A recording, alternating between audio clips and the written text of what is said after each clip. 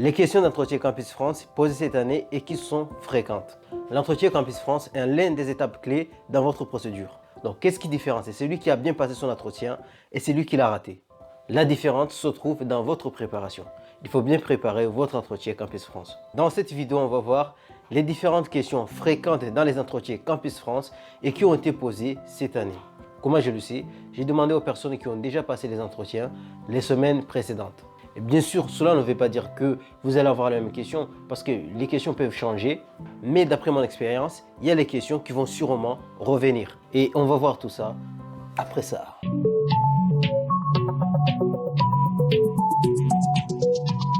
La réussite d'un entretien réside dans sa préparation. Donc, il n'y a pas de raccourci, il suffit juste de bien préparer votre entretien. Prenez le temps de préparer votre entretien, révisez-le, faites des simulations devant un miroir, enregistrez-vous à plusieurs reprises pour vous écouter et attendre si vous faites bien passer votre message avec clarité et faites une simulation avec les personnes de votre entourage. Autre chose, révisez les questions qui ont été posées les années précédentes. Donc, la première question qui vient souvent dans la totalité des entretiens, c'est « Présentez-vous ». C'est une question importante qu'il faut bien répondre car ça va permettre à la personne en face de bien connaître votre profil. Quel conseil pour répondre à cette question? Il faut donner votre nom, prénom, âge. Et vous allez dire ce que vous faites actuellement. Et puis introduisez votre projet d'études et votre projet professionnel. Et par après, vous le dites que ce sera un plaisir de répondre à toutes leurs questions. Donc, un exemple simple. Bonjour, je me prénomme Mehdi. J'ai 18 ans, donc je suis étudiant, je viens d'avoir mon baccalauréat, spécialité informatique. Je souhaite poursuivre mes études en informatique pour devenir plus tard un développeur web. Et je veillerai avec plaisir à répondre à toutes vos questions. Autre question qui a été posée, est-ce que c'est votre premier entretien? Je pense qu'il faut juste répondre un simple oui. Donc oui, c'est mon premier entretien. Alors, la troisième question qui revient encore, parlez-moi de votre projet d'études et de votre projet professionnel. Votre projet d'études, c'est votre cursus scolaire que vous souhaitez faire.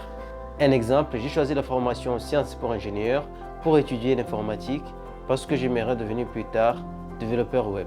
Donc, ce projet d'études me permettra d'avoir une formation complète pour que je puisse réaliser mon projet professionnel. À la base, j'ai fait une formation scientifique, spécialité informatique, où je suis passionné par l'informatique et j'aimerais suivre mes études en informatique. C'est pour cela que j'ai choisi Sciences pour ingénieur pour que je puisse apprendre l'informatique et devenir plus tard développeur web.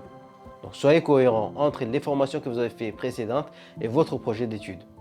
Quand vous allez parler de votre projet professionnel, il faut être cohérent avec votre projet d'études. Un exemple simple, j'aimerais devenir développeur web car c'est un métier qui me passionne, que vous trouvez que c'est un métier indispensable pour votre pays dans le futur. Donc, il faut montrer votre motivation et votre détermination à faire ce métier. Donc, je vous le dis en avance, renseignez-vous à propos du métier que vous voulez faire plus tard. Donc, vous pouvez trouver les informations concernant votre métier sur le site onicep.fr. Donc, vous écrivez tout simplement onicep.fr suivi de votre métier. Après, vous aurez les informations. Autre question qui a été posée est pourquoi ce choix d'études? Pourquoi ce choix de projet professionnel? Il faut vous baser sur vos projets professionnels. Donc, si vous avez un projet professionnel de devenir un développeur web, vous allez vous justifier en disant que vous avez choisi le SPI parce que dans la formation, vous allez avoir le codage et la programmation. Tout cela va vous aider, va vous permettre à aboutir à votre projet. Cette formation vous donnera les compétences nécessaires pour pouvoir réaliser votre projet professionnel. Donc, une autre question relative à la question précédente, qu'est-ce qui vous a motivé à faire ces choix? Donc, comme je le dis, dans tous les entretiens, il faut les préparer.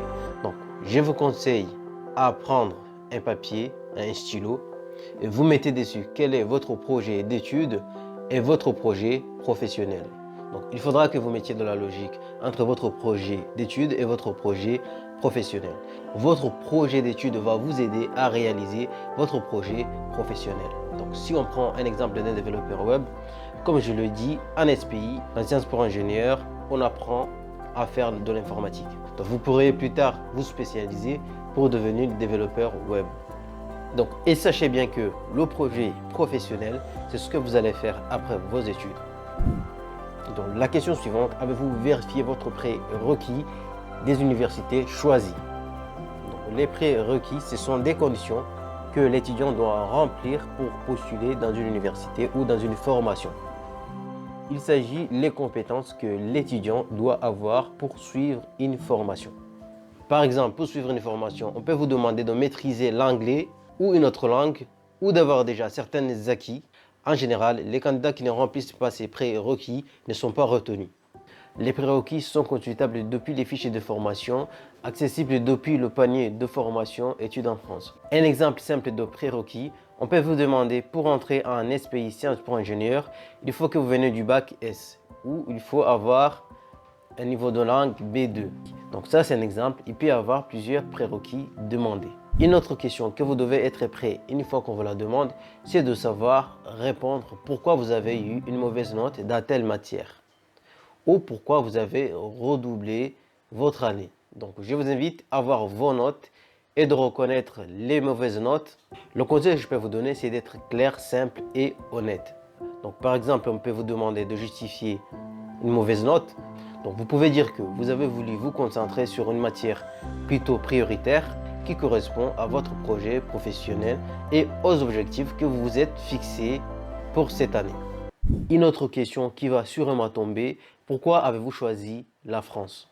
Donc vous pouvez avoir plusieurs raisons en fonction de votre pays d'origine, comme par exemple la reconnaissance du diplôme français dans votre pays d'origine, la qualité de formation que donne la France, donc la facilité de trouver l'emploi avec un diplôme français une fois que vous retournez dans votre pays, vous avez besoin de spécialistes, votre pays a besoin des spécialistes, vous trouvez que la France pourrait vous donner une meilleure formation et aussi vous pouvez dire que les diplômes français sont reconnus mondialement.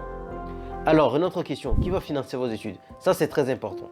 Donc la personne qui va financer mes études, c'est soit ton père, soit ton oncle, soit ton grand frère, ainsi de suite. La personne qui va financer mes études, c'est mon père durant la période de mon séjour en France. Je vous invite à vous abonner à la chaîne, à liker la vidéo pour pouvoir avoir d'autres vidéos comme celui-ci. J'espère que la vidéo vous a été utile et n'oubliez pas à mettre en pratique les conseils que je vous ai donnés et surtout abonnez-vous et likez pour pouvoir avoir l'accès sur les futures vidéos. À très bientôt.